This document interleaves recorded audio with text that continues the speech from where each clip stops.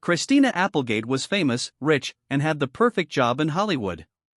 She kept some things from people for 30 years, though. Someone who was after her broke into her house and put on her clothes. A Twitter account said they would kill her fiancé.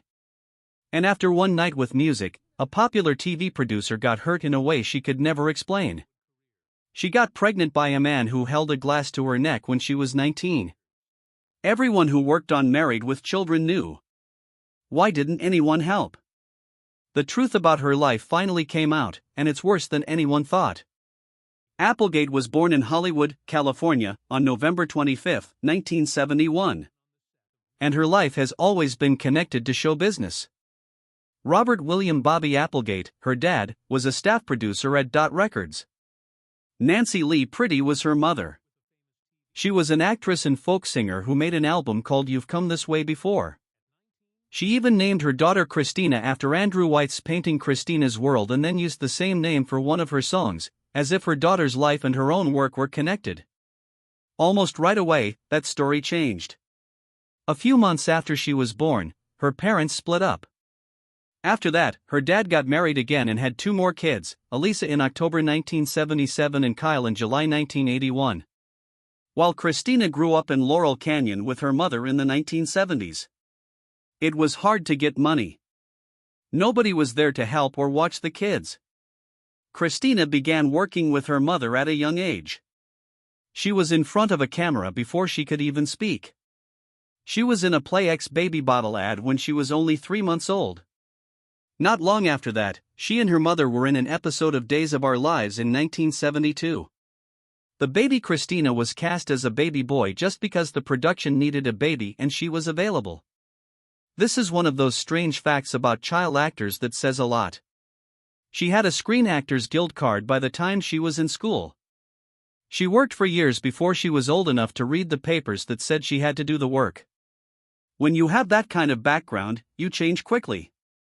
This shows you that grown-ups will choose what you do, how you look, and who you are. You learn that the people who are meant to keep you safe might also be the ones showing you off. And Christina didn't stop learning when the set was over. They went after her home. From the time she was 3 to 7 years old, her childhood was the worst. In that short time, a lot of harm was done that no child should ever have to deal with. A female babysitter raped her when she was 5 years old. It was also there that she saw her mom shoot drugs. An ex-boyfriend of Nancy Pretty's lived with them and beat up both her mother and daughter. Christina later spoke very clearly about those years. She told them that they knew something was wrong. She was sick, scared, and sad even then. The babysitter thing never really left her mind. She wrote that getting touched made her feel bad after that, and that feeling stayed with her for the rest of her life. The house itself felt insecure in every way at the same time. She later said that her life was pretty bad from the age of 3 to 7, but she put it in the context of the bigger world she had grown up in. One where single moms live, men come and go, and drugs are too close to normal life. She talked about one small memory in another conversation that says more than a long account could ever do. When she was little, she loved it when dinner came with hamburger buns because it meant there was enough food for the bread to fit on the plate. Still, she never made her mother out to be a bad person. That's one reason why her story hurts so much. It was never easy. Christina has made it clear that she loved her mother very much. Even the way she talked about her made me feel like the music had pain in it. She said Nancy Pretty was great once, but her skills were off. Then she said again a phrase her mother used to say, which would later help her understand a lot about Christina's love life. Her mother used to say, "I never met a junkie I didn't like." Christina admitted that she did the same thing. She liked guys who were broken and didn't have stable lives. She thought she could fix guys. The ideas of love and chaos began to mix in her head long before she was old enough to understand them. There was more to her than just a few child roles by the time she was a teenager. She worked as a professional.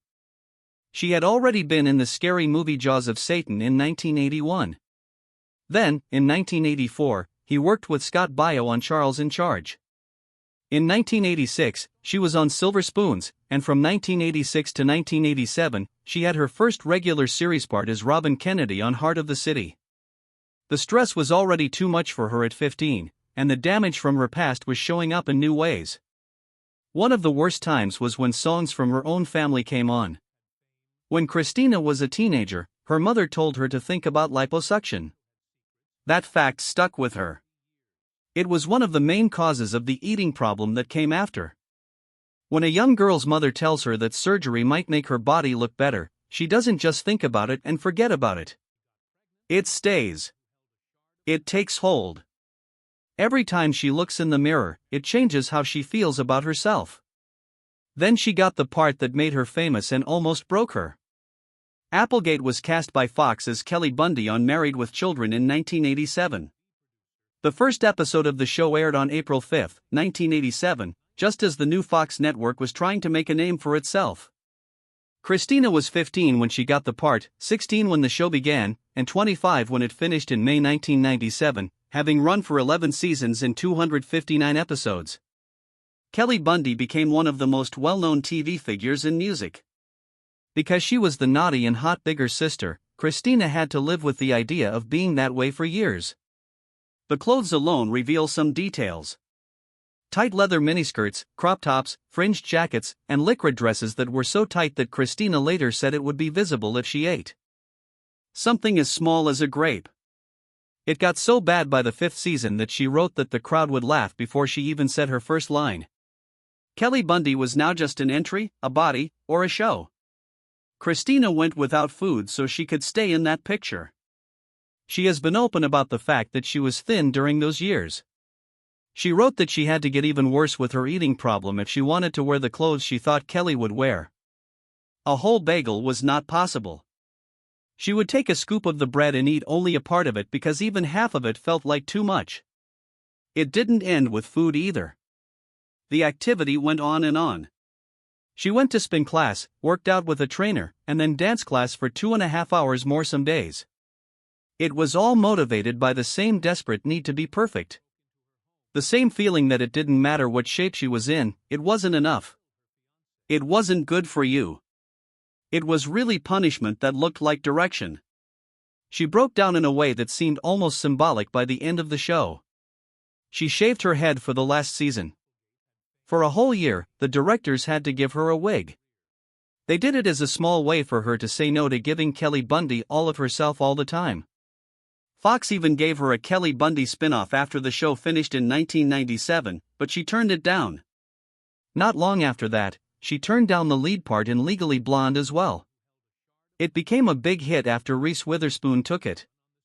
Later, Christina made a joke that the choice cost her money from Reese Witherspoon, but there was truth to the joke.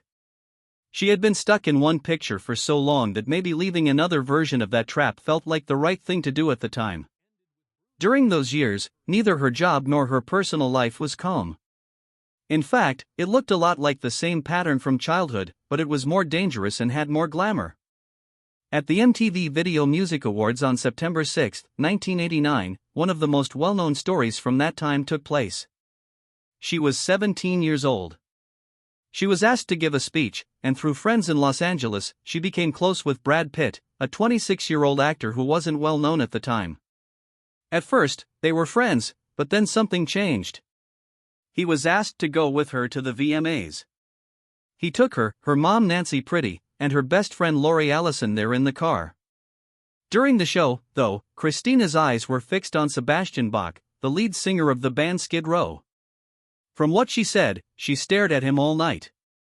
Brad Pitt wasn't the Brad Pitt he would become yet. And that mattered in the vague, hasty way that things can matter when you are young and famous. Sebastian Bach and Christina left with the wedding, but Brad Pitt had to take her mother and best friend home. After many years, she found out how mad he had been. He must have talked about it for decades. After that, two different lovers of movie stars asked Christina if she was the one who broke up with Brad Pitt at the VMAs. That one moment had stuck with her in Hollywood memories for a lot longer than she thought it would. Even that story didn't end with love and music. It came to an unhappy end.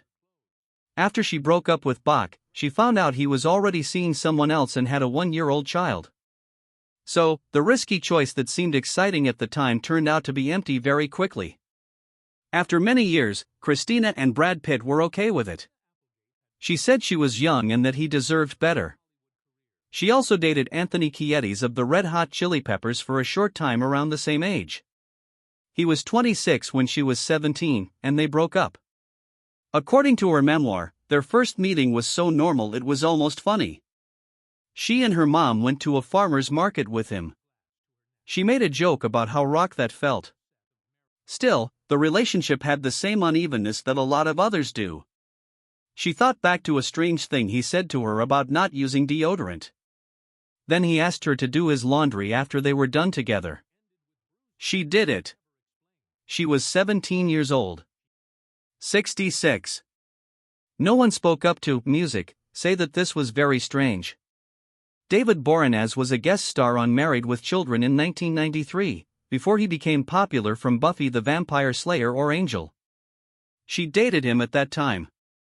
It was a lot lighter in that relationship. The next relationship, on the other hand, was not at all fun. It was very scary. During the 5th season of Married with Children in 1991, Christina was 19 years old and seeing a man she has decided not to name in public. Her own words show that the relationship was abusive from the start and got worse over time. As the season came to a close, she got pregnant and had an abortion when she was 6 weeks alone. She thought about the abuse in that relationship all the time. He hit a mirror so hard that it broke one Christmas when they were at her grandmother's house. Then he grabbed a piece of glass, put it to her neck, and made her take off her clothes. He wanted her to think he might kill her, and the music of fear seemed to make him happy. She later wrote that he did not rape her at that time. It was over after another fight.